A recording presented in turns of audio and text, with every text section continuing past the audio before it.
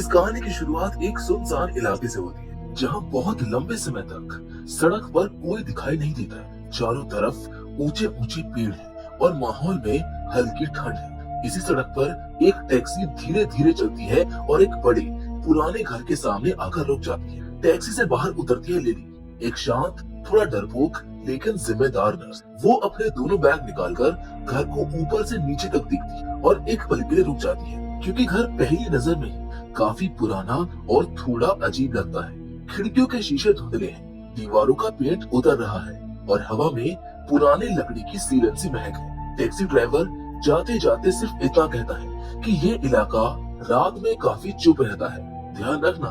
Lily हल्का सा मुस्कुरा देती है, लेकिन उसके चेहरे पर साफ दिखता है कि वो इस जगह से पूरी तरह कंफर्टेबल नहीं है। वो बैग उठाकर घर के गेट की तरफ बढ़ती है। जैसे जैसे वो घर के करीब पहुंचती है, उसे अंदर से एक अजीब सी स्थिरता महसूस होती है, जैसे इस घर में सब कुछ रुका हुआ है, जो किसी चीज का इंतजार कर रहा है। दरवाजे पर पहुंचकर वो बेल दबाती है, लेकिन कुछ सेकंड तक कोई आवाज नहीं आती। फिर उसको लगता है कि शायद दरवाजा पहले से ही ठीक से बंद नहीं था, क्योंकि वो हल्का सा दबाते ही अंदर की ओर खिसक जाता है। अंदर कदम रखते ही उसे जो पहली चीज महसूस होती है वो है घर के अंदर की असामान्य ठंड। बाहर मौसम अच्छा था, लेकिन घर के अंदर जैसे तापमान अचानक नीचे गिर गया हो।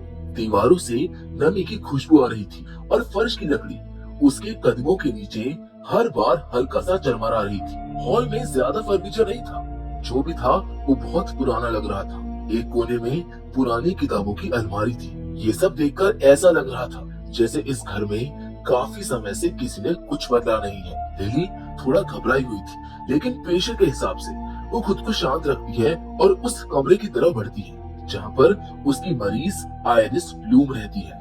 आयरिस एक मशहूर हॉरर नॉवेल लेखिका रही है, लेकिन अब उम्र और बीमारी के कारण वो काफी कमजोर हो चुकी है। लिली कमरे का दरवाजा खटखटाती है और अंदर से एक धीमी सी आवाज आती है, अंदर आओ।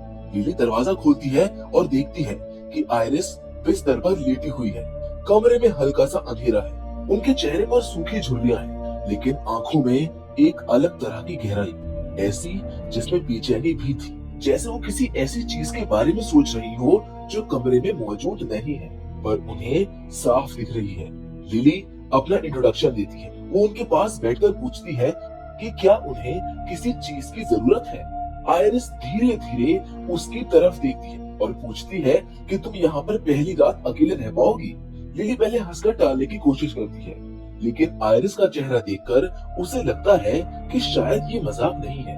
वो पूछती है कि ऐसा क्यों कहा आपने, लेकिन आयरिस उसका सीधा जवाब नहीं देती है। वो सिर्फ इतना कहती है कि ये घर शांत नहीं रहता है। रात में यहाँ पर कई आवाजें होती है और कभी कभी चीजें बिना वजह घूमती रहती है। लिली को लगता है कि शायद उम्र और बीमारी के कारण आयरिस को भ्रम होते होंगे, इसलिए वो बात को हल्के में ले लेती है। वो कहती है कि वो उनकी देखभाल के लिए आई है और उन्हें किसी भी तरह की चिंता करने की कोई जरूरत नहीं है। लेकिन आयरिस की आखिरी लाइन उसे थोड़ी देर के लिए रोक देती है। वो धीरे से कहती है कि ध्यान रखना लिली, यहाँ हर चीज दिखती नहीं है, लेकिन मौजूद जरूर रहती है। लिली कमरे से बाहर आती है और थोड़ा अनकंफर्टेबल महसूस करती है। वो कॉरिडोर में चलती है और अचानक उसे ऊपर की मंजिल से हल्के कदमों की आवाज सुनाई देती है। वो रुककर ऊपर की तरफ देखती है। वहाँ पर अंधेरा है और ऐसा लगता है कि कोई वहाँ पर खड़ा था और उसकी ओर देख रहा था, पर जैसे लिली ने नजरें उठाई, वो आवाज और वो एहसास दोनों गायब हो जाते हैं। लिली खुद को समझाती है कि ये बस उसका वहम होगा, लेकिन उसके कदम थोड़े तेज हो जाते हैं। वो अपना सामान अपने कमरे में रखती है और चीजें सेट करती है। कमरे में एक पुरानी अलमारी, एक छोटी टेबल और एक फर्श पर लैंप था। खिड़की बाहर से जंगल की ओर खुलती थी। कमरे में भी काफी ठंड थी। रात तक सब कुछ थोड़ा ठीक लगता है, लेकिन जैसे ही सोने की कोशिश करती है, उसे फिर से आवाजें सुनाई देती है, हल्की हल्की आवाजें, जैसे कोई फर्श पर धीरे धीरे चल रहा हो। वो अपनी आंखें खोलती है और उस आवाज को ध्यान से सुनती है। आवाज बिल्कुल ऊपर वाले कमरे से आ रही थी। वो घड़ी देखती है तो आधी रात का समय होता है। पूरे घर में सिर्फ वही आवाज थी, बाकी सब पूरी तरह से शांत था। अब लिली थोड़ी देर तक उस आवाज को सुनती रहती है, फिर वो आवाज अचानक से रुक जाती है। ऐसा लगता है कि जो भी चल रहा था उसके जागने का एहसास होने पर रुक गया है। कुछ देर के बाद सब इतना शांत हो जाता है कि उसे अपनी सांसें तक सुनाई देने लगती है। वो धीरे से बिस्तर पर करवट लेती है और खुद को समझाते हुए आंखें बंद कर लेती है। लेकिन उसके मन में ये बात ध्यान में घूमती रहती है कि अगर घर में सिर्फ वो और आयरिस है तो ऊपर कौन चल रहा था। यहीं पर पहला दिन खत्म होता है और लिली को महसूस होने लगता है कि ये घर शायद बिल्कुल वैसा नहीं है जैसा दिख रहा है। लिली रात में कुछ घंटों की खराब नींद के बाद सुबह अपने कमरे से बाहर निकलती है। बाहर का माहौल बिल्कुल शांत था, इतना शांत कि उसे घर और भी खाली महसूस होने लगता है। नीचे जाकर वो आयरिस के कमरे की तरफ बढ़ती है, दरवाजा खटखटाती है और धीरे से पूछती है कि सब ठीक है या फिर नहीं। अंदर से हल्की सी आवाज आती है कि वो अंदर आ सकती है। आयरिस अपनी किताबों के ढेर के बीच बैठी हुई थी, जैसे रात भर सोई ना हो। उनकी आंखों के नीचे काले घेरे साफ दिखाई दे रहे थे, लेकिन वो ये नहीं बताती है कि रात में उन्हें कोई परेशानी हुई है। लिली उन्हें पानी और दवाई देने लगती है। तभी आयरिस बिना उसकी ओर देखे एक अजीब सा सवाल पूछती है कि क्या तुमने रात में किसी को चलते हुए सुना था? लिली का हाथ एक पल के लिए रुक जाता है। उसे याद आता है कि उसने सच में आवाज तो सुनी थी, लेकिन वो नहीं चाहती कि आयरिस को लगे कि वो डर गई है। इसलिए वो कहती है कि शायद ये पुराना घर है, लकड़ी की आवाजें आती रहती है। लेकिन आयरिस सीधे उसकी तरफ देखकर कहती है, नहीं लिली, वो लकड़ी की आवाज नहीं थी, वो किसी इंसान की आवाज थी। ये सुनकर लिली हल्का सा डर जाती है, लेकिन वो खुद को मजबूत रखने की कोशिश करती है। वो कमरे से बाहर निकलती है और घर के बाकी हिस्सों को चेक करने का फैसला करती है, ताकि खुद को भरोसा दिला सके कि घर में कोई तीसरा नहीं है। वो ऊपर की मंजिल पर जाती है, जहाँ उसे पिछली रात आवाजें सुनाई दी थी। ऊपर पहुंचते ही गलियारे में और भी ज्यादा ठंड महसूस होती है। दीवारों पर लगी तस्वीरें धूल से ढकी हुई थी और फर्श पर कदम रखते ही हर बार हल्की आवाज हो रही थी। वो एक कमरे का दरवाजा भी खोलती है। कमरा पूरी तरह खाली और अंधेरा था। अंदर सिर्फ एक पुरानी मेज और टूटी हुई खिड़की थी, जो हवा आने पर हल्का सा हिल रही थी। ऐसा कमरा देखकर लिली के मन में एक बात तो बैठ जाती है कि शायद ये घर बहुत पुराना है और रात की आवाजें इसी वजह से आ रही हो। लेकिन जैसे ही वो वापस जाने के लिए मुड़ती है, उसको लगता है कि कमरे के कोने में कोई खड़ा है। ये बस एक सेकंड का एहसास था, पर इतना तेज कि उसकी सांसें रुक जाती है। वो तुरंत नीचे की ओर चल देती है। उसका दिन पूरी तरह शांति से निकलता है। लिली घर के काम, दवाइयों और चीजें संभालती रहती है, लेकिन जैसे ही शाम होती है, घर का माहौल फिर से अजीब तरीके से भारी हो जाता है। आयरिस बार बार उस एक ही किताब को देख रही होती है, जिसमें एक लड़की की कहानी थी। एक लड़की जो कहती है कि उसे घर में कोई दिखाई देता है, लेकिन उसके पास सबूत नहीं होते। लिली को ये कहानी थोड़ी अजीब लगती है, लेकिन उसे आयरिस की पुरानी हॉरर स्टाइल लाइफ समझ में आती है, इसलिए वो ज्यादा ध्यान नहीं देती है। रात होते ही वो हॉल की लाइटें ऑन रखकर टीवी देखने की कोशिश करती है, लेकिन घर के अंदर की ठंड और खामोशी उसे बार बार डरा देती है। कुछ देर के बाद वो टीवी बंद कर देती है और अपने कमरे में चली जाती है। वो सोने की कोशिश करते हुए खुद को समझाती रहती है कि घर में कोई नहीं है और सब कुछ ठीक है। लेकिन आधी रात के आसपास उसे फिर से वही आवाजें सुनाई देने लगती है। धीमे कदम, रुक रुक कर चलना, जैसे कोई फर्श पर नंगे पैर से चल रहा हो। इस बार वो आवाज और भी साफ थी और ऐसा लग रहा था कि कोई उसके कमरे के बिल्कुल बाहर है। लिली घड़ी देखती है और समझती है कि ये कोई आम आवाज नहीं है। घर में सिर्फ वो और आयरिस है, और आयरिस इतनी कमजोर है कि वो चल भी मुश्किल से पाती है। लिली धीरे से उठती है और अपने कमरे का दरवाजा थोड़ा सा खोलकर बाहर झांकती है। उसे गलियारा खाली दिखता है, लेकिन जैसे ही वो आगे ध्यान से सुनती है, उसे महसूस होता है कि आवाज ऊपर वाले कमरे से नहीं बल्कि नीचे से आ रही है और धीरे धीरे सीढ़ियों की तरफ बढ़ रही है। अब डर उसके चेहरे पर साफ दिखने लगता है। वो समझ नहीं पाती कि क्या करे, आवाज को नजरअंदाज करे या नीचे जाकर आयरिस की सुरक्षा चेक करे। लेकिन आवाज कुछ सेकंड बाद अचानक से रुक जाती है, जैसे कोई समझ गया हो कि उसको सुना जा चुका है।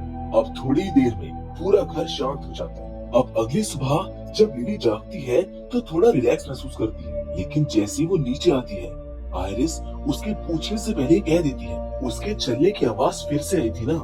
लिली पूछती है कि किसकी चलने की आवाज, जिस पर आयरिस धीमे से कहती है उस लड़की की जो इस घर में रहती थी। लिली को ये बहुत अजीब लगता है। वो पूछती है कि कौन सी लड़की, जिस पर आयरिस जवाब देती है वही प्रिटी थिंग जो दिखती नहीं है लेकिन हमेशा यहाँ पर रहती है। इस एक लाइन से लिली का पूरा दिन फिर से तनाव में चला जाता है। अब उसे भी महसूस होने लगता है कि घर में जो कुछ हो रहा है वो सिर्फ पुरानी लकड़ी की आवाजें नहीं है, ये कुछ और है, कुछ ऐसा जो इंसानी तो बिल्कुल नहीं है। और इसी डर के साथ उसकी दूसरी रात भी और ज्यादा रहस्यमय होने लगती है। घर में अब माहौल पहले से भी डरावना हो चुका था। लिली को अब ये समझ ही नहीं आ रहा था कि उसके साथ जो कुछ भी हो रहा है वो उसकी कल्पना है या इस घर में सच में कोई मौजूद है। हर वक्त उसको ऐसा एहसास होता है कि कोई उसके पीछे चल रहा है, लेकिन मुड़कर देखने पर वहाँ पर सन्नाटा और अंधेरा मिलता है। घर की खिड़कियाँ, पर्दे और दीवारें सब उसे ऐसे देखती थी जैसे उनकी अपनी कोई आंखें हो। लिली इन अजीब घटनाओं के बावजूद खुद को समझाती रहती है कि वो एक नर्स है और उसे डरना नहीं चाहिए।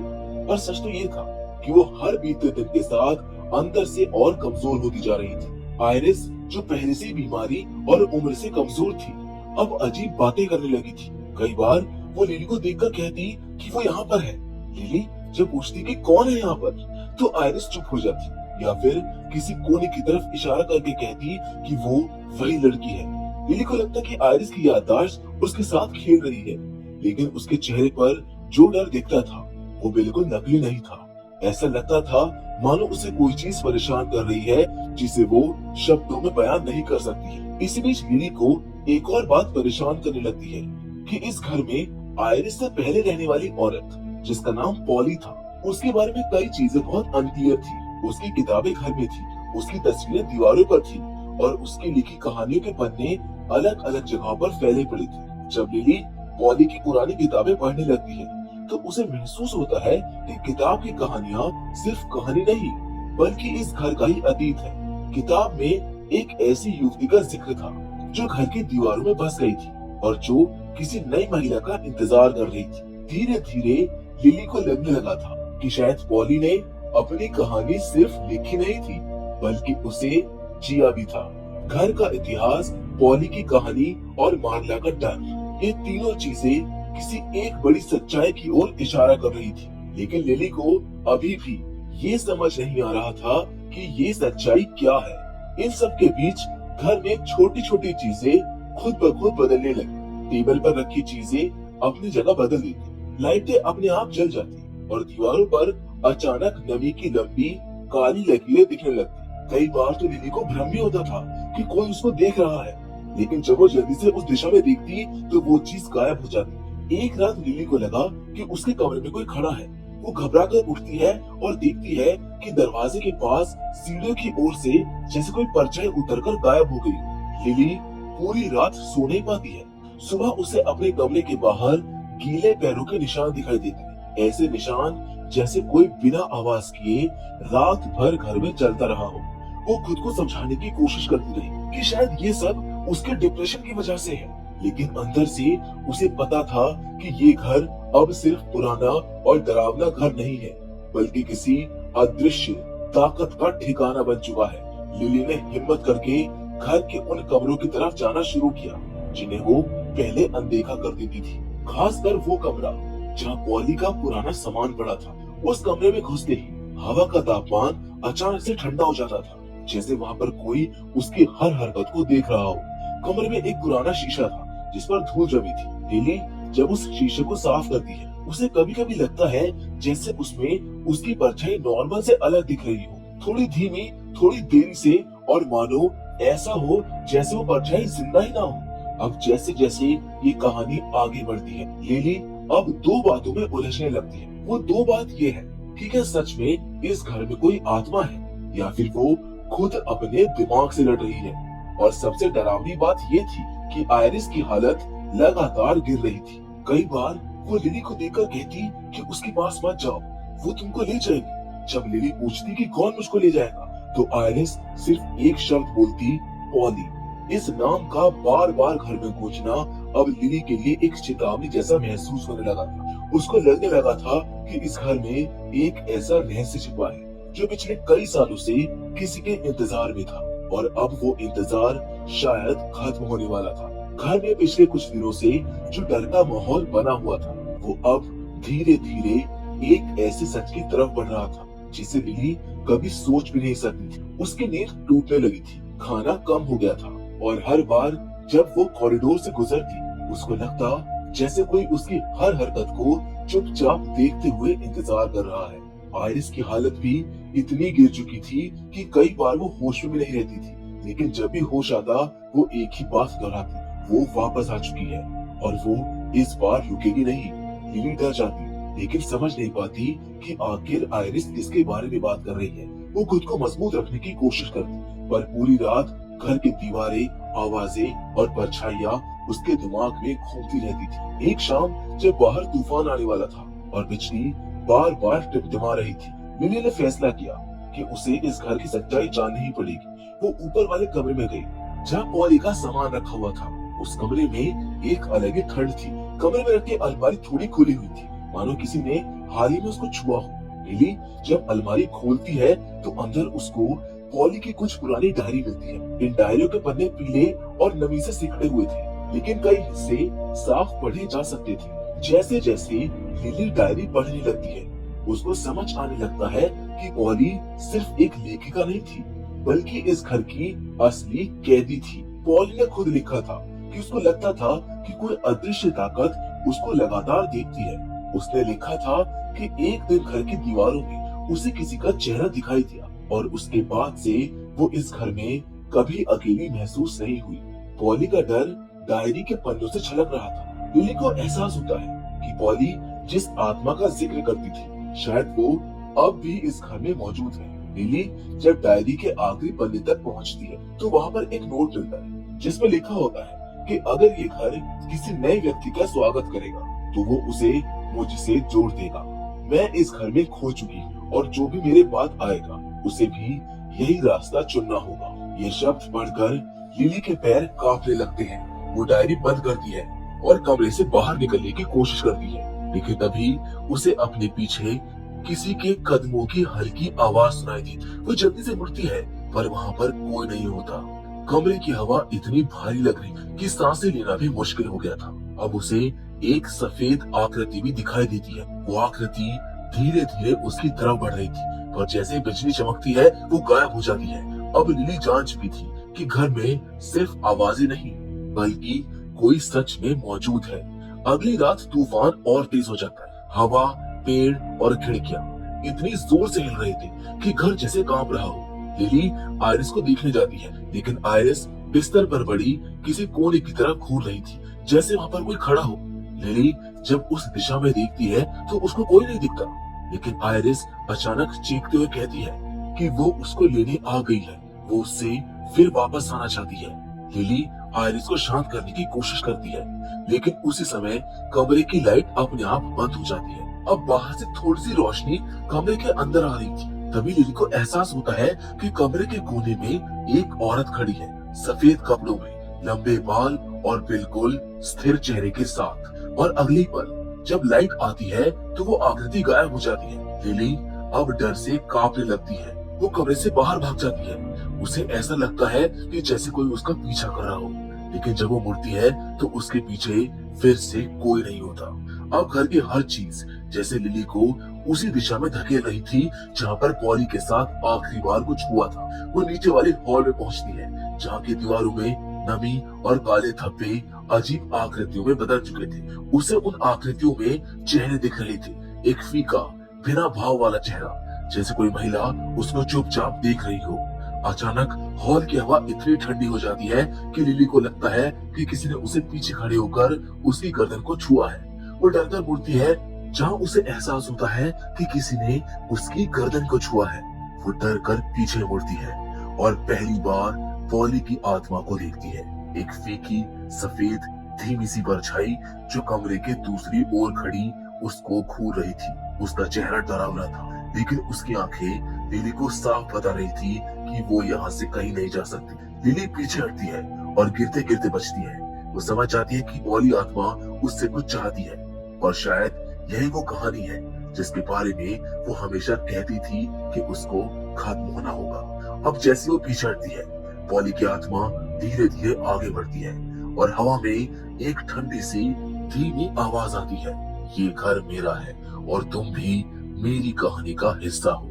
उसी समय तूफान की एक बड़ी गड़गड़ाहट होती है, घर अचानक से हिलने लगता है, कॉरिडोर की लाइटें तेजी से चमकती है और लिली को लगता है कि उसके आसपास की दुनिया धीरे धीरे अंधेरे में बदल रही है, मानो वो इस घर का हिस्सा बनती जा रही है, ठीक वैसे ही जैसे कभी पॉली बनी थी। यानी कि ये कहानी हमको ये बता रही है कि लिली अब खुद इस घर में रहने वाली चीज बनने वाली है, जिसके बाद कहानी धीरे धीरे उसी अंत की ओर बढ़ रही होती है जहाँ घर किसी को जाने नहीं देता है और लिली की किस्मत अब इसी घर की शांत ठंडी दीवारों में बंद होने वाली थी, जिसके साथ ये कहानी यहीं पर खत्म हो जाती है। तो दोस्तों, मैं उम्मीद करता हूँ कि द प्रिटी थिंग की कहानी, ये साइकोलॉजिकल हॉरर कहानी आपको पसंद जरूर आई हो। बाकी फिलहाल आज की इस वीडियो में बस इतना ही, लेकिन हमेशा की तरह हम आपसे जरूर मिलेंगे और वो भी एक और नई इंटरेस्टिंग कहानी के साथ। पर तब तक के लिए धन्यवाद।